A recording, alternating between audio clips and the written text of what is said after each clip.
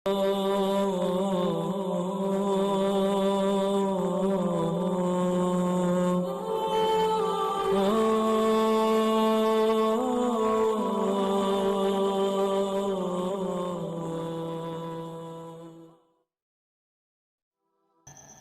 باللہ من الشیطان الرجیم، بسم اللہ الرحمن الرحیم۔ السلام علیکم میرے معزز اور قابل احترام دوستو، فضل بن ربیع نے بغداد میں ایک مسجد کی بنیاد ڈالی۔ وہ اپنے خرچ پر اسے بنواتا رہا۔ جب تعمیر مکمل ہو گئی تو مسجد کے دروازے پر کتبہ لگانے کی باری آئی۔ فضل بھی اس موقع پر آیا۔ اس سے پوچھا گیا کہ اس کتبے پر کون سی عبارت لکھوائی جائے۔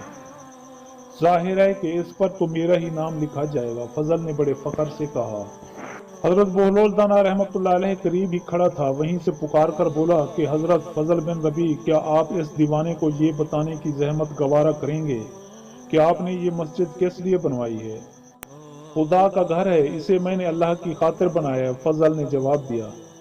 حضرت بہلول دانا رحمۃ اللہ علیہ مسکرایا۔ آپ کا فرمانا بجا ہے کہ آپ نے اللہ کے لیے بنوائی ہے، تو پھر اس پر اپنا نام کیوں لکھوا رہے ہیں؟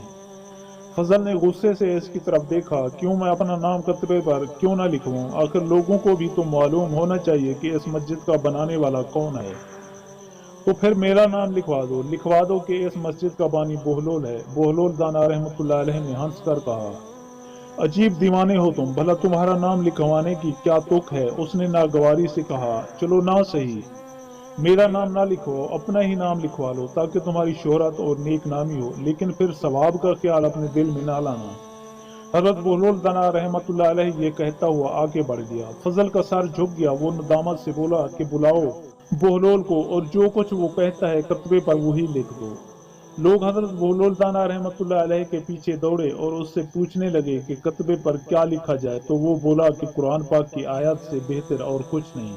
فضل نے بھی اس کی تائید کی اور مسجد کے کتبے پر آیات قرآنی لکھوائی گئیں۔ دوستو، میں امید کرتا ہوں کہ آپ کو میری یہ ویڈیو اچھی لگی ہو۔ اگر آپ کو میری یہ ویڈیو اچھی لگے تو پلیز آپ میرے چینل کو سبسکرائب اور اس ویڈیو کو لائک ضرور کیجیے، اور اپنی قیمتی آراء کا اظہار نیچے کمنٹ سیکشن میں کرنا مت بھولیے۔ شکریہ، خدا حافظ۔